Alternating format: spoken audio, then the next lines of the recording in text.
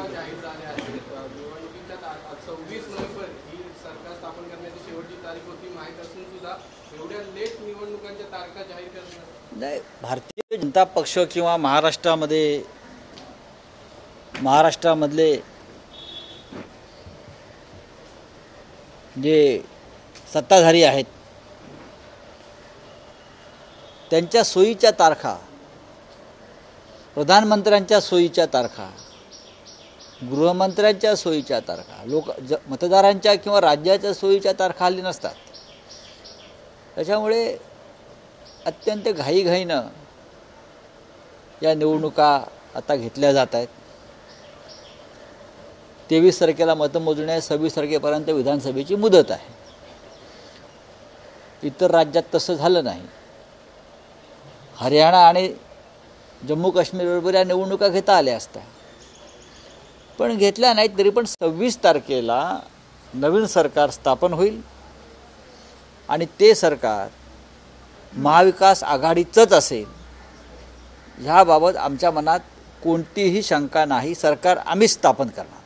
राऊत साहेब, जागा वाटपाचं सूत्र महाविकास आघाडी असेल किंवा महायुती असेल असं अंतिम टप्प्यात असताना महायुतीतल्या बाबतीतलं एक बातमी समोर येते की अमित शहा यांनी मुख्यमंत्र्यांना त्यांच्या मुख्यमंत्रीपदासाठी भाजपच्या नेत्यांनी त्याग केल्याची आठवण करून दिलेली आहे. जागा वाटपातही या गोष्टीचा विचार करावा असं त्यांनी एक लक्षात घ्या, अमित शहानी कोणताही त्याग किंवा भाजपानं कोणताही त्याग केलेला नाही. अमित शहाना महाराष्ट्रावर सूड घ्यायचा होता. अमित शहाना शिवसेना तोडायची होती. महाराष्ट्राच्या स्वाभिमानावरती हल्ला करायचा होता. त्यासाठी त्यांनी शिंदे आणि त्यांच्या लोकांचा वापर करून घेतला. भारतीय जनता पक्षाला व त्यांच्या नेत्यांना त्याग, बलिदान हे शब्द अजिबात शोभत नाही. त्या शब्दांचा अपमान आहे हा. त्याग आणि बलिदान वगैरे बोलणं या लोकांनी हे त्यांना महाराष्ट्र कमजोर करायचा होता. आणि महाराष्ट्र कमजोर करण्यासाठी शरद पवार आणि माननीय उद्धव ठाकरे यांचे पक्ष जे प्रादेशिक अस्मितेचे पक्ष आहेत ते तोडणं आणि त्यासाठी त्यांनी आपल्या लोकांना काही दिवस जुळवून घ्यायला सांगितलं. याला त्याग म्हणत नाही, याला स्वार्थ म्हणतात. आणि त्या माध्यमातून त्याने जी महाराष्ट्राची लूट केली त्याला काय त्याग म्हणणार नाही. बावनकुळे असं म्हणतात की त्याग समजूनच मोठेपणा जागा वाटपात दाखवा. बावनकुळ्यांचा त्याग आम्ही पाहिला. 50 लाखाची जमीन त्यांना 50 कोटीची जमीन त्यांना जी कवडीमोल भावात सरकारकडून त्यांनी जी ओरबडलेली आहे हा त्याग आहे का? मी जे म्हणतोय की ह्यांना त्याग आणि बलिदान वगैरे शब्द जे आहेत हे यांच्या तोंडी शोभत नाहीत. प्रेशराईज केलं जातं. हे पहा, मी मागेही म्हणालेलो आहे, शिंदेंचा खेळ या निवडणुकीत भाजपच संपवेल. शिंदे, अजित पवार यांचा जो खेळ आहे, भारतीय जनता पक्ष मदारी आहे. भारतीय जनता पक्ष मदारी आहे आणि ही सगळी माकडं आहेत. या माकडांना आपल्या तालावर नाचवणार आणि या माकडांना सोडून देणार. राऊत साहेब, आता निवडणुकांच्या तारखा घोषित झाल्या. हा प्रश्न म्हणजे दोन्ही गटाला आहे की महायुती आणि मग महाविकास आघाडी. आता तरी काही सूत्र किंवा जागा वाटप कधी, फॉर्म्युला कधी जाहीर होणार हे ऑफिशियली कळवलं जाणार आहे का? हो, कळवेल ना. का नाही कळवलं जाणार? कोण कुठे लढतं हे तुम्हाला कळेलच ना. 288 मतदारसंघामध्ये जेव्हा उमेदवारी अर्ज भरले जातील तेव्हा तुम्हाला सगळ्यांना कळणार आहे की कोण कुठे कसं कोणत्या पक्षाचे कोणत्या चिन्हावर लढले जात आहेत. आज आणि उद्या 2 दिवस बैठकाचं सत्र चालू राहील, आज आणि उद्या. आणि या 2 दिवसामध्ये बरंचसं चित्र स्पष्ट झालेलं असेल. जागा वाटपासंदर्भामध्ये ताबडतोब हालचाली व्हाव्यात असं आम्हाला तिन्ही पक्षांना वाटतं आहे. माननीय शरद पवार साहेबांचा आग्रह आहे, माननीय उद्धव ठाकरे साहेबांचा आग्रह आहे, काँग्रेसच्या सगळ्या नेत्यांचा सुद्धा आता आग्रह आहे की आपण आता वेगानं काम केलं पाहिजे 2 दिवसामध्ये. आणि ते काम लवकरच आम्ही हातावेगळं करू. नक्की होईल, नक्की होईल. बघा, असं आहे की ज्या पद्धतीनं निवडणूक आयोगानं निवडणुकीचा कार्यक्रम जाहीर केलेला आहे, आता तारखा जाहीर केल्यावरती आता आम्हाला उमेदवारांसंदर्भात आणि जागा वाटपासंदर्भात ज्या चर्चेला ब्रेक लावावाच लागेल. ऑफिशियली कधी पत्रकार परिषद घेऊन कधी घोषणा केली जाईल याची तुम्ही आज माझी माननीय शिवसेना पक्षप्रमुख उद्धव ठाकरे यांच्याशी चर्चा होईल. माननीय शरद पवार साहेबांशी चर्चा होईल. काँग्रेसचे नेते आमच्याबरोबरच आहेत आज, आणि मग आम्ही तिघे मिळून कोणत्या दिवशी हे जागा वाटप जाहीर करायचं. पण ते आता लवकरात लवकर करावंच लागेल. किती काळ आता तुम्ही थांबणार आहात? करू ना. सर 30 ते 35 दिवसाचा वेळ पुरतोय, मग या उमेदवारांना हा वेळ पुरेसा आहे का? आमच्या उमेदवारांना हा वेळ पुरेसा आहे. आम्हाला काय पैसे वाटायचे नाही आहेत, आम्हाला काय पैशाचं वाटप करायचं नाही आहे. ज्या पद्धतीनं समोरचे लोक करणार आहेत त्याच्यामुळे आम्हाला प्रचारासाठी आमचा प्रचार हा झालेला आहे. महाराष्ट्राच्या जनतेनं गद्दारांना धडा शिकवण्याचं ठरवलेलं आहे. हा आमचा प्रचार आहे. हे गद्दारांचं बेईमानांचं सरकार या राज्यातून घालवायचं आहे, हा प्रचार पूर्ण झालेला आहे. हे खोकेवाल्यांचं सरकार, महाराष्ट्रावर अस्मितेवर हल्ला करणारं सरकार आम्हाला घालवायचं, हाच आमचा प्रचार. आता नवीन प्रचार आम्ही काय करतो आहे? भ्रष्टाचारी सरकार. राऊत साहेब, पण महाविकास आघाडीत तुमचे जे इतर अन्य मित्र पक्ष आहेत ते समाधानी नाही आहेत. त्यांना ज्या जागा हव्या किंवा ज्या संख्येने जागा हव्यात त्या त्यांना मिळत नाही. महाविकास आघाडी, कोणत्याही आघाडीमध्ये कोणताही पक्ष पूर्ण समाधानी नसतो. शिवसेना आणि भाजपची 25 वर्ष युती होती. दोन्ही पक्ष कायम जागा वाटपानंतर असमाधानी होते. पण जेव्हा युती किंवा आघाडी होते तेव्हा प्रत्येकानं आपल्या भूमिका, आघाडीतल्या भूमिका मान्य करून समाधान मानायचं असतं. आचारसंहितेच्या अगोदर मोठ्या योजनांचा पाऊस या ठिकाणी पाडण्यात आला. आता मतदार यंदा अशा प्रकारे संधी त्यांना मिळणार आहे.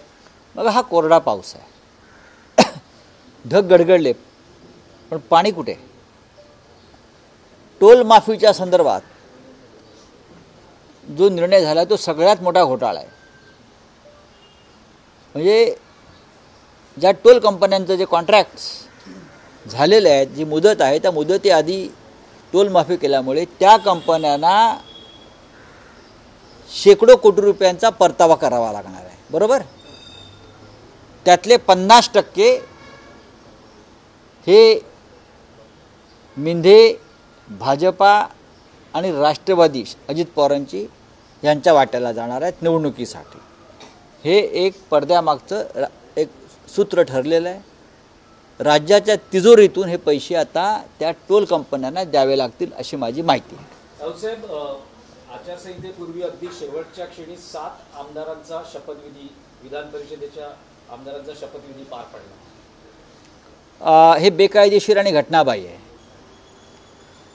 देवेंद्र फडणवीस घर घर संविधानचा नारा देऊन एक कार्यक्रम राबवत आहेत. पण त्यांच्या सरकारनं हायकोर्टामध्ये, सुप्रीम कोर्टामध्ये याचिका असताना या संदर्भात घाईघाईनं आचारसंहिता जाहीर व्हायच्या 5 तास आधी जो निर्णय घेतला 7 आमदारांना शपथ देण्याचा, तो घटनाबाह्य आहे. मुळात पहिली यादी राजभवनामध्ये प्रलंबित आहे, ठाकरे सरकारने पाठवलेली, आणि दुसरी यादी तुम्ही घाईघाईनं पाठवता. ज्या कारणासाठी तुम्ही आमची यादी थांबवलीत, प्रत्येक जो सदस्य होता, जे नावं होती त्याची चौकशी करण्यात आली, त्याच्यावरती काय खटले आहेत काय नाहीत, अमुक आहे का तमुक आहे का, आधीच्या राज्यपालांनी केलं. मग ह्या 7 आमदारांच्या संदर्भात ज्या शपथ दिली त्यांच्या संदर्भात राज्यपालांनी कोणती विशेष माहिती घेतली? हे सगळे राजकीय कार्यकर्तेच आहेत, धर्मगुरू आहेत ना. त्यातले एक सदस्य जे आहेत इद्रिस नायकवाडी, त्यांचा इतिहास काय आहे? त्यांनी वंदे मातरमला विरोध केलेला आहे. त्यांनी सांगली महानगरपालिकेमध्ये वंदे मातरमला विरोध केलेल्या या व्यक्तीस तुम्ही राज्यपाल नियुक्त आमदार करता. कुठे गेले तुमचा तो हिंदूंचा गब्बर? हां, तो हिंदूंचा गब्बर कुठे आहे? जो मी हिंदू का गब्बर ढब्बर. हां, कुठे देवेंद्र फडणवीस हिंदुत्वाची भाषा करतात सगळे. वंदे मातरमला विरोध करणाऱ्या एका व्यक्तीला तुम्ही राज्यपाल नियुक्त आमदार करता आणि त्याच्या मांडीला लावून बसता. फंपक लोक. याच माणसानं एका हिंदुत्ववादी संघटनेच्या कार्यालयावरती हल्ला केला होता या नायकवाडीने. तपासा पोलीस रेकॉर्ड. आणि तुम्ही राज्यपाल नियुक्त आमदारांच्या यादीत त्यांचं नाव हे देवेंद्र फडणवीस वगैरे पाठवतात. हिंदुत्ववादी स्वतःला म्हणवणारे वंदे मातरमला विरोध करणाऱ्यांना तुम्ही आमदार केलाय. काय तुमची नियत आणि नीती आहे मला सांगा. असे हे लोक तुम्ही राज्यपाल नियुक्त आमदार करता. अजूनसुद्धा जे 6 आहेत त्यांच्यासुद्धा कुंडल्या आम्ही काढू शकतो, पण वंदे मातरमला विरोध करणाऱ्या एका व्यक्तीला तुम्ही आमदार केलेला आहे महाराष्ट्राला मला सांगायचं आहे. तुम्हाला हिंदुत्व आणि राष्ट्रभक्तीवरती आता पिपाण्या वाजवायची अधिकार नाही. जे आहेत ना टिळे लावून फिरतात ना हिंदुत्वावर बोलायला, वंदे मातरमच्या घोषणा देत, करा विरोध, करा मागणी त्याला मागे बोलवण्याची, तर तुम्ही खरे हिंदूंच्या अवलाद आहात. चला, थँक्यू. या सरकारच्या कार्यकाळात आमदारांच्या अपात्रतेबाबतीत सर्वोच्च न्यायालयात निकाल होऊ शकला नाही. तो होणारही नव्हता. याचे कारण आहे की सर्वोच्च न्यायालयावरती कमालीचा दबाव, इतरही अनेक गोष्टी असू शकतात. निवडणुका जाहीर झाल्या तरी अपात्रतेच्या संदर्भात जर न्यायालय निर्णय घेणार नसेल तर न्यायालयानं घटनाबाह्य सरकारलाच आपलं समर्थन दिल्यासारखं दिसतं आहे. सर्वोच्च न्यायालयामध्ये संविधानाचं रक्षण करण्याची जबाबदारी आहे, पण संविधान विरुद्ध एक सरकार सर्वोच्च न्यायालयाचे सरन्यायाधीश चालवू देतात आणि आम्हाला तारखांवर तारखा देतात. मला असं वाटतं या देशाच्या जनतेचा सर्वोच्च न्यायालयावरचा विश्वासही उडून गेलेला आहे. मी लवकरच त्या संदर्भात माहिती देईन. या सर्व काळामध्ये कोणत्या न्यायाधीशानं आणि त्याच्या कुटुंबानं लंडनमध्ये 300-400 कोटीची विला खरेदी केलेल्या आहेत आणि कोणाच्या पैशानं खरेदी केलेल्या आहेत, आणि त्या बदल्यात महाराष्ट्र सरकार कसं वाचवण्यात आलं हे मी लवकरच जाहीर करेन. तुमचा गंभीर आरोप आहे, हे जे न्यायमूर्ती आहेत हे माजी न्यायमूर्ती आहेत की पाहू ना. नाही, मी पाहीन ना, मी त्याच्यावर चर्चा करेन आणि त्या बदल्यात ते सरकार कसं वाचवण्यात आलेलं आहे याची मी लवकरच माहिती देईन. हे सरकार वाचवलं याच्यामागे फार मोठं कारस्थान आणि षडयंत्र होतं. हे घटनाबाह्य सरकार होतं. हे वाचवण्यासाठी हजारो कोटी रुपये 2.5 वर्षामध्ये खर्च झालेले आहेत. दुर्दैवाने म्हणावं असं वाटतं की आमची न्याय यंत्रणा संविधानाचं रक्षण करण्यामध्ये अपुरं पडलेली आहे. ईव्हीएम मशीन सेफ असणार का यंदा निवडणूक आयोगाचं त्यावरती नियंत्रण? बघा, निवडणूक आयोगाचं आणि ईव्हीएम मशीनचा जो नाता आहे ना त्या नात्यावरती न बोललेलं बरं. ईव्हीएम मशीन या विषयावरती आता देशाची जनतेचे कान ऐकून ऐकून पकलेले आहेत. हरियाणामध्ये अनेक प्रकरणं आत्ता बाहेर आली ईव्हीएम मशीन संदर्भात. तरी आमचं निवडणूक आयोग म्हणत आहे की निवडणूक आयोग ईव्हीएम एकदम फुल प्रूफ आहेत. जनतेचा ज्या ईव्हीएम मशीनवरती ईव्हीएमवरती विश्वास नाही ती यंत्रणा का राबवताय तुम्ही? अख्ख्या जगामध्ये ईव्हीएम नाही आहेत, नष्ट केलेले आहेत. आमच्याकडे तुम्ही का हट्ट करताय?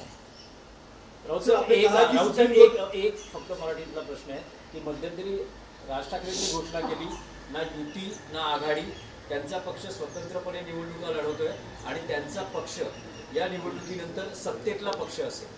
कोणाचा? राज ठाकरेंचा पक्ष. महाराष्ट्रात?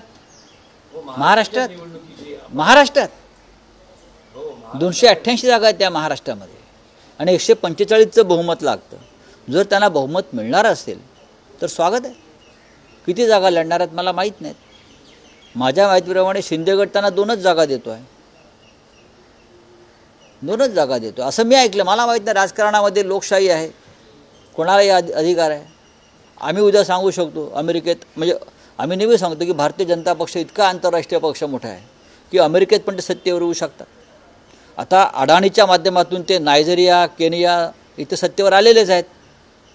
आणि तिकडल्या बऱ्याचशा प्रॉपर्टी अडाणीने मोदींच्या माध्यमातून घेतल्या, त्याच्यामुळे तिकडे त्यांची सत्ता आहे. आपने कहा है कि सुप्रीम कोर्ट ने आपको लड़ा देने से आपकी उम्मीद टूट गई, क्या वजह से? हमारी उम्मीद टूट गई. चुनाव का ऐलान हो गया महाराष्ट्र में. 3 साल से हम न्याय की गुहार सुप्रीम कोर्ट में लगा रहे हैं. तारीख पे तारीख सुप्रीम कोर्ट हमारे आखिरी आशा का किरण रहा कि इस राज्य में जो संविधान के खिलाफ एक सरकार बनी है, करप्शन और भ्रष्ट मार्ग से, आप उनको बचाने की कोशिश की. क्यों की भाई? ये देश के सरन्यायाधीश, मुख्य न्यायाधीश हो या सभी न्यायाधीश हो, हम हाथ जोड़ते रहे. हमारी पार्टी को जिस तरह से तोड़ा गया, बाला साहब ठाकरे जी की पार्टी एक ऐसे व्यक्ति के हाथ में दी जिसका कोई शिवसेना से संबंध नहीं है. शरद पवार साहब की पार्टी एक ऐसे व्यक्ति के हाथ में दी जिनका कोई संबंध नहीं है. चिन्ह भी दे दिया, और आप 3 साल से हमको सिर्फ तारीख पे तारीख दे रहे हो। कौन सा न्याय है इस देश में? सर्वोच्च न्यायालय संविधान की रखवालदार है, चौकीदार है, लेकिन संविधान के बारे में न्याय करने में आप इतना विलंब करते हो, तो न्याय कैसे और कहाँ मिलेगा? ये जो सरकार बचाई है महाराष्ट्र की, उसके पीछे बहुत बड़ा खेल हो गया है, जल्दी सामने आ जाएगा। लोग बोलते हैं कि लंदन में कुछ लोगों ने बहुत प्रॉपर्टीज खरीदी है इस मुकदमे के संदर्भ में। जो लोग हैं कुछ, अभी देखूंगा, धीरे धीरे हम उस बारे में जानकारी दे देंगे आपको। कुछ लोगों ने 300 करोड़ की विलास खरीदे हैं। इलेक्शन कमीशन ने तारीख अनाउंस कर दी है विधानसभा चुनाव के पहले। महाविकास आघाड़ी में सीट शेयरिंग को लेकर क्या कुछ जो है महाराष्ट्र, देखिए सीट शेयरिंग की बात सिर्फ महाविकास आघाड़ी है, सामने भी 3-4 पार्टी एक साथ है ना, उनको भी सवाल पूछिए। हमारा काम लगभग पूरा हो चुका है, जल्दी हम आ जाएंगे सामने।